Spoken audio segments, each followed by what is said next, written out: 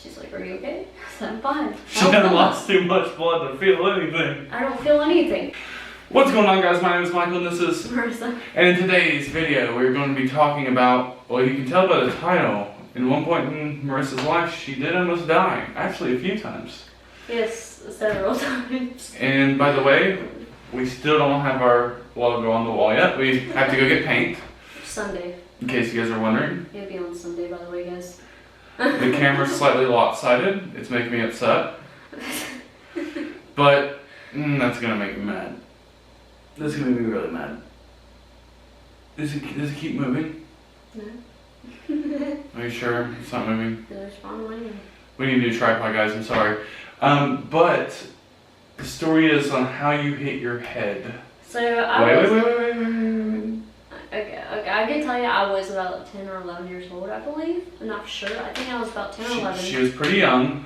And now some people realize that Marissa does have somewhat of a learning disability. Yeah. Now, I would put a big problem with that is because you hit your head when you're younger. Yes, and if Marissa gets mad at me during this video, I'm going to upload it anyway. Anyways, okay, now start from the very beginning. I don't have a learning disability. A what? I don't have a learning disability. Okay, there. I was like, no. Well, what happened was, well, I was about 10. I was living in Florida at the time, right? She was around 10 years old. 10 or 11, okay. So I was living with my grandma's at the time. My mom and dad were staying there, and my She has a lot of siblings, guys. 9 sisters and 3 brothers. Okay, well, I know this might sound weird and all, but well, my oldest sister is Kim and Kate, and my oldest brother. You don't have to give names. Just keep going. My bad. Well, my oldest sisters, my 2 oldest siblings, not mine, but you know what I mean. And then my 3rd oldest brother, I'm the 4th oldest. Well, This is going to be an interesting story time, guys. This is going to be a new series on the channel, Story Time. Anyways, sorry if I say a lot, I don't mean to. I'm not good at telling stories. Anyways, I've heard the story 1,000 times with more than 1,000,000 ums. Okay, anyways, let me get to the story. So they were sleeping in the living room on this big couch where it pulls out. It's a couch and it pulls out as a bed. It's a pull-out couch, yeah. Yeah, and I wanted to sleep on the bed with them because I don't know why. She wanted to spend quality time with her sisters. No, I thought the bed was gonna be so cool. Like, I want to be in there with the cool kids, you know, like, wow, I want to, you know, be in there. Cause it's so fun, you know. And then your parents told you no. Well, my parents were sleeping in the bedroom at the time, and Where were you? it was a 2-bedroom house, and Remember, this is 10 years ago before she had so many siblings. yeah.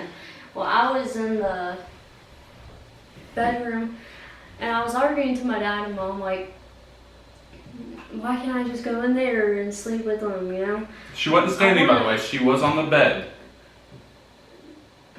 On the bed, in the bedroom. I just walked in the bedroom because they were going to bed.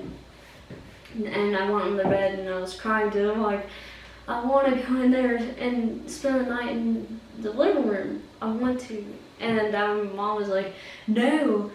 And then, well. She said, F this, I'm out. No, I didn't say that. I know you didn't. But then, what do you do? What do you do? She throws a fit. I threw a fit, and my dad spanks me on my, well, hit, you know, like, Spanks you on your behind, that's a common thing back in our day. Yes. And then I leaned back like this, because we had a big dresser thing. It's, the bedpost, right? Yeah, it's huge, and it's like a sharp, it's like... The corners on a bedpost are normally pretty sharp, guys. Everyone knows that. Well, the bed was burned down anyways, but it was like on this side. And I put like this, and then lay back, and then I started singing so loud, and my dad was like, what's wrong? My mom's freaking out.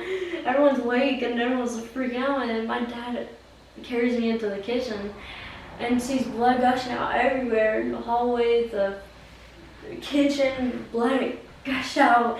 Everyone's freaking out. And her mom's over here about to pass out. My mom's like, I can't do this. I can't do this. Her mom has a little fear of blood. She freaks out. My dad rushes and carries me.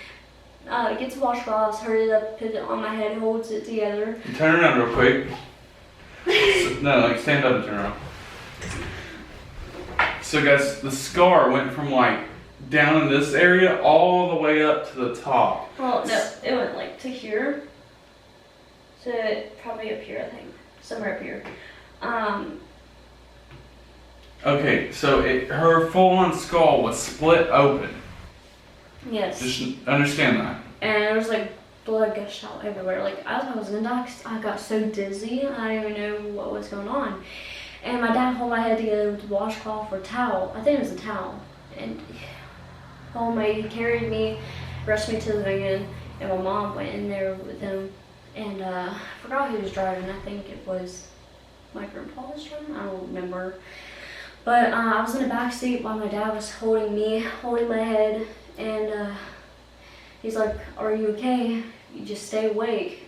You know, because if I wouldn't stay awake, I would have been dead. Because if the doctor, I went to doctors. There's a possibility you could have been dead. Yeah. Not always. I lost a lot of blood. But went to the emergency room. They put me on the seat thing. In this, it was a woman doing my head. And by the way, I'm surprised that she didn't have to wait 3 hours before seeing someone in the emergency room. Oh, it was just... They got her in ASAP because it was a real emergency. Yes, and I sat on this table where they put me on the bed thing, whatever it is, and this woman, and man, I think it was just a woman. Well, she had staples, stitches, she got out staples and everything, and then I sat there quietly. I was sitting still like this, like... They just started gunning her head. And I laid on my head, and she said, "Does that hurt?" I said, "No." She's like, "Are you okay?" I said, "I'm fine." She hadn't lost too much blood to feel anything. I don't feel anything. I feel like it's numb to me. Like, I don't feel anything. This woman's like, "Are you?" "Yeah, I'm crying." She's like, "Are you sure you like she was weird. She's like, "This just," and then, you know. Time out. So the reason why you might have problems before you hit your head because you weren't feeling those staples go. Anyways. Well, they were done. She gave me a popsicle, I think, or something sugary. I forgot what it was. Popsicle or candy. It's probably a cookie. I don't know. They normally give like sugar cookies after you lose a lot of blood or something. Probably, yeah. And went back home. The doctors told But me not to. What did the doctor tell you after you got your staples and everything? Like, what do you mean? Don't mess with No. What your mom even told me this one. They said if you wouldn't have got there within 5 minutes, you would have bled out and died. Yeah, they said if you wasn't here in like 5 minutes or 5 seconds or so, you would have pretty much died. You said you're the luckiest person because no one has ever, like, you're like, wow. She's shocked. I was like, wow. I was like, really? Well, they told my mom, my parents that, and it was kind of weird, but I am thankful because She got there just in time. So many weird ways that, you know, God was there for me. And if I wasn't there, I would have been dead. I wouldn't be here. And you know what? I almost died several times. But you know, God always has a way there for you. Okay, now, I know there is something else that you're not telling us. What? Me and the camera, with everyone inside of it. Well, not technically inside of it, but watching this video. And not everyone. You did mess with your staples, didn't you?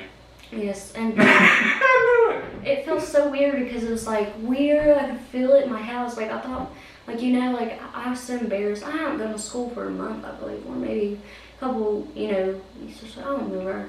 And well, what was I gonna say? Well, not many know. No one really knows this about me because I keep it to myself because they might think I'm dumb. I don't want to know much. Well, you know, I don't share this. You're lucky I even share this.